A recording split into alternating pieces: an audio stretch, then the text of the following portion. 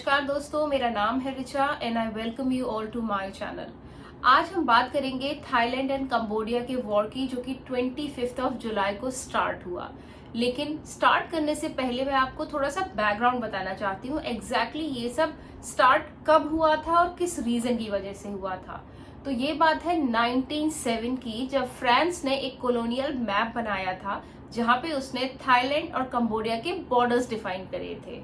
And in 1962 international court of justice में प्रिय विहार temple का जो केस है वो कंबोडिया के फेवर में डिसाइड किया गया और थाईलैंड ने ये डिसीजन मानने से इनकार कर दिया। उन्होंने बोला जी नहीं, हम ये एक्सेप्ट नहीं करने वाले। और इस ईयर की मई 28 को एक कंबोडियन सोल्जर के मरने से ये कॉन्फ्लिक्ट और भड़क गई, जिसके रेस्पॉन्स में ये 24 जुलाई तक एक वॉर जोन बन गया, जहां पे थाईलैंड ने अपने फाइटर जेट्स, मिसाइल्स, आर्टिलरी सब कुछ फायर करे कंबोडिया के अगेंस्ट, और थाईलैंड ने अपने F-16 से कंबोडिया में एयर स्ट्राइक से स्टार्ट कर दिए। कंबोडिया ने भी अपने BM-21 रॉकेट लॉन्चर से रेस्पॉन्स दिया, which included heavy artillery exchanges, rocket fire, tanks, और इन सब की वजह से काफी डिस्ट्रक्शन हो रहा है दोनों देशों में। और अब तक 16 से ज्यादा लोगों के मारे जाने की खबर आ रही है और कम से कम 1,20,000 लोग अपने घर छोड़ के जा चुके हैं। तो अब हम आते हैं मेन मुद्दे पे कि ये जो लड़ाई है वो हो क्यों रही है।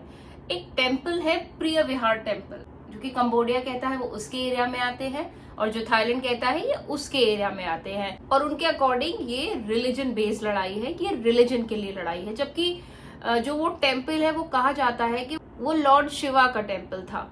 और जबकि ये जो दोनों कंट्रीज हैं, कंबोडिया एंड थाईलैंड, ये दोनों ही बुद्धिस्ट कंट्रीज हैं, लेकिन फिर भी वो इस चीज को नहीं मानते। दोनों ही कंट्रीज कहते हैं कि उनकी आस्था जुड़ी हुई है उस टेम्पल से और वो टेम्पल अपनी कंट्री का पार्ट मानते हैं, दोनों ही कंट्रीज। ये तो एक रीजन है ही टेम्पल का, जो कि हर जगह आपको सुनने को मिल रहा होगा, मीडिया में, न्यूज़पेपर में, हर जगह आपको ये पता चल रहा है कि temple is the main reason. But इसके अलावा जो मेजर रीजन है, जो मैंने अपनी रिसर्च के थ्रू पता किया है, is that temple is one of the reason, but another reason is जिस लोकेशन पे वो है, जिस हिल पर वो सिचुएटेड है, वो मंदिर काफी ऊंचाई पर है, राइट। किसी भी कंट्री के लिए एक ऐसी लोकेशन जहाँ पे पहाड़ है वो एक बहुत ही इंपॉर्टेंट पॉइंट होता है, राइट। तो ये एक रीजन है। कंबोडिया और थाईलैंड दोनों लड़ रहे हैं, ये जो एरिया है वो हमारी टेरिटरी में आता है, हमारी कंट्री का है।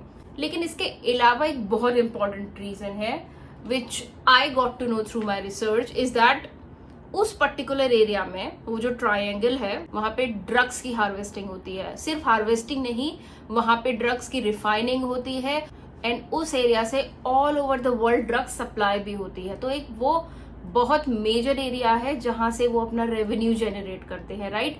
प्रोबेबली आपको ये सुनने को कहीं नहीं मिलेगा, कोई न्यूज चैनल, कोई मीडिया, कोई ये कवर नहीं कर रहा है। This is just what I have understood, what I have got to know through my research. This is also a major reason जिसके लिए दोनों कंट्रीज लड़ रही हैं। Obviously they are not confronting it. Temple को one of the reason बता के वो लड़ रही हैं, right? But this is what I have concluded, because किसी भी कंट्री के लिए मोस्ट इम्पॉर्टेंट चीज जो है वो है earning sources, making revenues through that particular area, they do that. So this is the reason what I feel. What do you think about this whole matter? Please leave your views in the comment section and please don't forget to subscribe my channel. Thank you so much and see you soon in the next video.